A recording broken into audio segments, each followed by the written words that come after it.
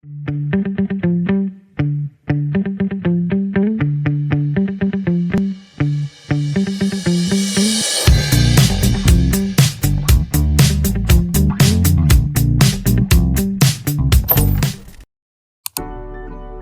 o início da Igreja Palavra e Poder em Boa Esperança, todos os nossos esforços foram para acolher e valorizar a cidade de Boa Esperança. Depois que o pastor Rodrigo chegou, aí a história mudou. Quando ele subiu lá na mesa, no púlpito lá que fez a mensagem dele, aí eu falei, esse aí mesmo, que vai acrescentar essa igreja. Ele fez uma diferença muito grande através de Deus primeiro. Só foi crescendo, crescendo, crescendo. Graças a Deus, hoje está aí, ó, essa igreja grande, cheia. E eu fico olhando aquele meio ali, aqueles adolescentes, aquele meio ali cheio de adolescentes, chove, coisa que na nossa igreja primeiro não tinha. Nem jovem, nem adolescente, era só adulto, só. E criança que tinha filho pequeno. E foi muito bom. A vinda deles para aqui foi determinada por Deus mesmo. Porque como a igreja cresceu, e lá vai crescer.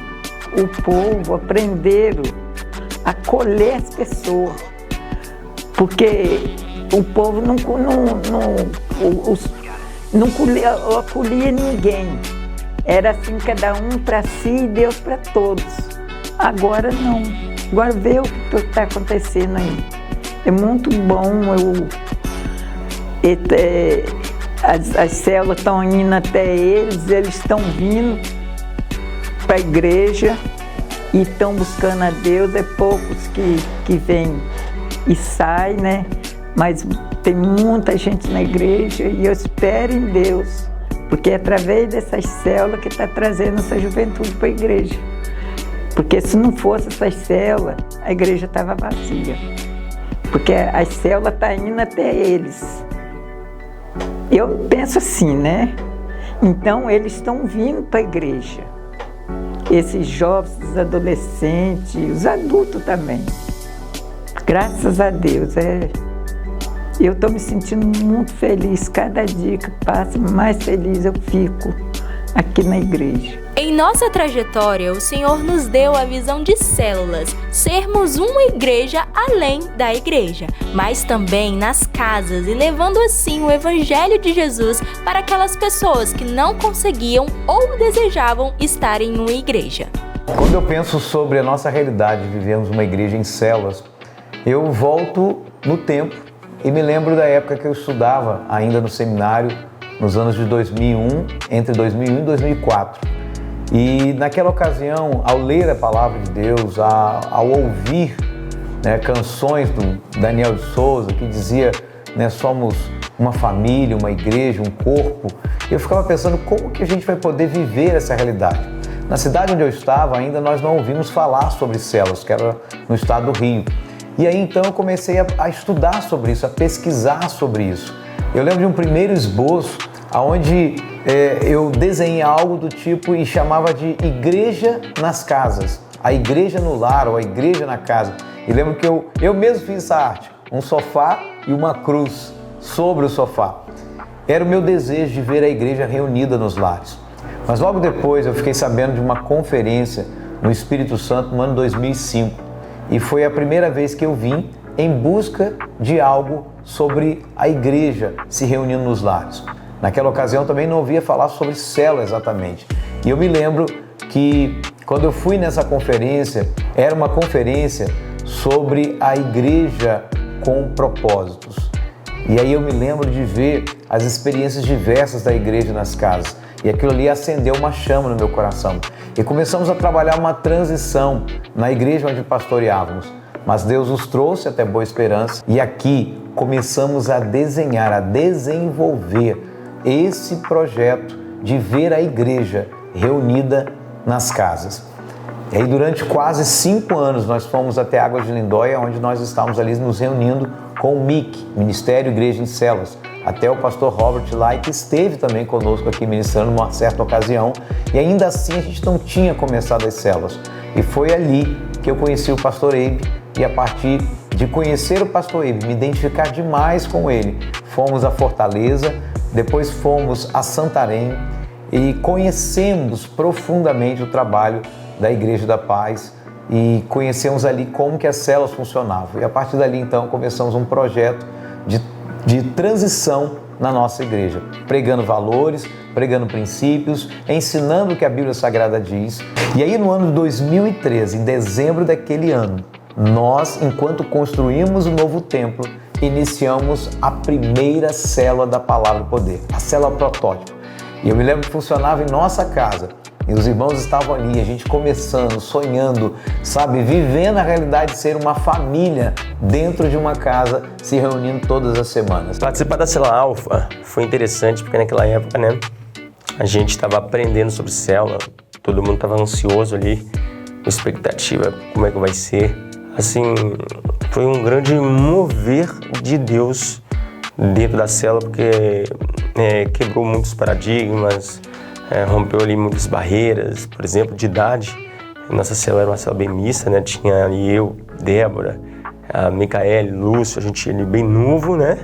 Jovem, mas ao mesmo tempo tinha ali Osaldina, Badeco, pessoas já assim, maduras na fé, pessoas já de idade. Tinha ali o pastor Rodrigo, que já era o nosso pastor, né? Então assim, foi um misto de pessoas, um misto de emoções, mas assim, Deus foi surpreendendo porque nós aprendemos sobre célula ali. Aprendemos sobre a comunhão dentro da célula, ganhar pessoas, cuidar delas, tantas outras coisas. Então, um dos frutos da nossa célula Alfa que me marcou naquela época foi realmente aí ter ganho o meu pai para Jesus e a gente ter vivido e estar vivendo tudo que nós estamos vivendo. O pastor Rodrigo, propositalmente, nos preparou para sermos os próximos líderes de outras células, porque afinal de contas aquela era a primeira célula, a célula inicial. Ali as pessoas já estavam sabendo que elas seriam líderes de célula. E eu me lembro que nós multiplicamos para 8 novas células. E nós também fizemos algo além.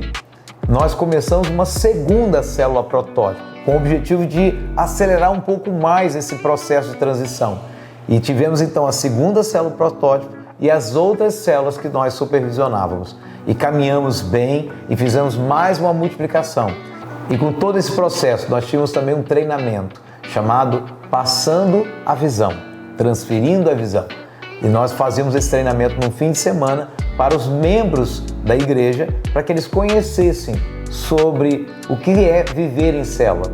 E a partir daquele treinamento, eles estavam habilitados a participar e se envolverem nessas novas células que iam surgindo. Eu saí dali como líder de célula de jovens. A minha primeira célula foi a célula Vida Jovem com Jesus, era o nome da minha célula.